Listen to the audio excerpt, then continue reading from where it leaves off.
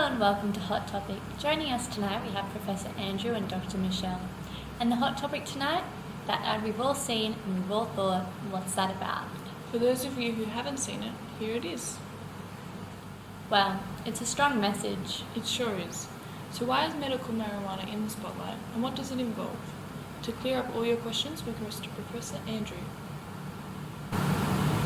Thanks for having me on the show. So, can you tell us a little bit more about medical marijuana? Cannabis or marijuana has been used to treat medical symptoms for thousands of years, with the earliest recorded evidence coming from ancient China in 2737 BC. Despite this, there is still a lot of controversy regarding its use in today's society, as we just saw in Ma'am's advertisement. I think people are a little bit confused and uneducated about marijuana. Everything that we've been taught has alluded that marijuana is harmful to our health and our society. Many drug education programs have only focused the negatives that marijuana has, and don't get me wrong, there is still a lot of negatives associated with marijuana, but the thing to remember is there is a difference between smoking a joint recreationally and being treated with medical marijuana. The active components of cannabis, the substance that cause an effect on our body, are called cannabinoids. Our bodies have a whole endocannabinoid system, which essentially comprises of endogenous cannabinoid receptors. These receptors react with the natural cannabinoid produced by our bodies and other cannabinoids, which are either synthetic or natural, that are created outside the body. These receptors are particularly G-protein coupled receptors that are found throughout the body, and it's through them that effects are asserted. There are two types of cannabinoid receptors: CB1 receptors, primarily found in the brain, which are responsible for the majority of the side effects caused by cannabinoids, including memory, appetite, mood, sleep, and pain, through the diffuse modulatory system. CB2 receptors are associated with the immune system, with the bulk being found in the spleen. Cannabis actually has over 80 types of cannabinoids, which each causing a different effect on our body. The most common is tetrahydrocannabinol, THC, which is responsible for the high that is associated with smoking marijuana. THC has many medicinal benefits, however, too much THC can cause anxiety or paranoia, which is generally more seen in novice users. Cannabidiol, being the second most common cannabinoid, has a variety of different medical qualities that are yet to be fully understood, as the majority of clinical studies have been placed on animals. However, through various pharmaceutical companies are trying to combat this issue to make it more reliable for humans. Here are some of the medical benefits of CBD. Thank you, Professor. Wow, this sounds like a miracle drug for cancer, and I'm sure, like me, the viewers have 1,000 questions. Dr. Michelle has kindly taken some time to explain how cannabinoids can help to treat and even cure cancer. Hi guys, thank you for having me on the show.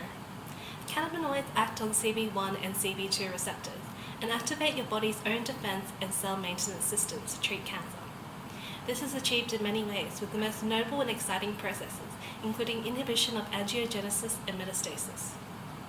Cancer is defined as a disease caused by uncontrolled division of abnormal cells in a part of the body. Angiogenesis is the growth of new blood vessels, which supply nutrients to the growing cells. So inhibiting this process would impair the proliferation of cancer cells. Inhibition of angiogenesis is mediated by decreased expression of pro-angiogenic factors, particularly vascular endothelial growth factor, VEGF, and proteolytic enzymes, which are involved during angiogenesis. Many tumors have an increased expression of VEGF, which stimulates proliferation of blood vessels and the spread of cancer cells throughout the body.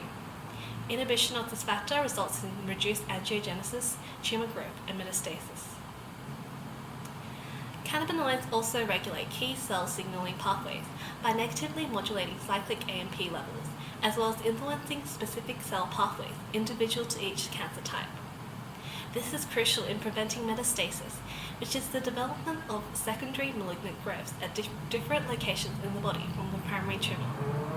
A particularly exciting example of this is in breast cancer, where the activation of cannabinoids inhibits hormone-sensitive breast cancer metastasis by modulating CXCL12 and CXCR4 signaling axis.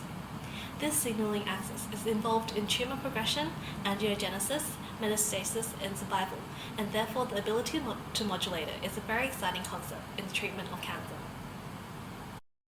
So now we know how great cannabinoids can be, especially for cancer patients. Why is MAM so against it? Well, they just seem like concerned mothers. As Andrew mentioned before, it's all down to a lack of education or perhaps too much education on the negative effects of recreational use. Marijuana has been shown to make people lazy, affect normal brain function, and is associated with lawbreakers and troublemakers.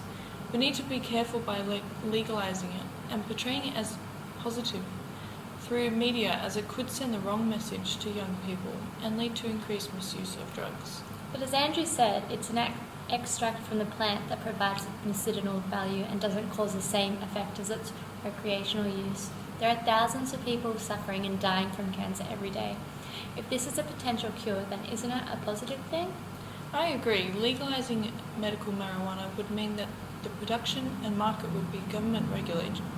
While the concerns MAM have raised is certainly valid, there are many benefits this drug that shouldn't be overlooked.